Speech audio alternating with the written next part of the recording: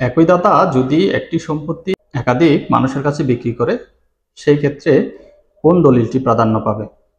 যদি একই দাতা একটি সম্পত্তি প্রথমে একজনের কাছে বিক্রি করলো, পরবর্তী আরেকজনের কাছে বিক্রি করলো, এবং একটি দলিল আগে রেজিস্ট্রেশন হয়েছে এবং অন্যটি দলিল পরে রেজিস্ট্রেশন হয়েছে, সেক্ষেত্রে এটা কমন সেন্সের বিষয়, আইন জানা লাগে না। যেই দলিলটি আগে রেজিস্ট্রেশন হয়েছে সেটি আপনার প্রাধান্য পাবে, অর্থাৎ যে জমিটি আগে কিনেছে এবং রেজিস্ট্রেশন করেছে তার সত্ত্ব প্রাধান্য পাবে।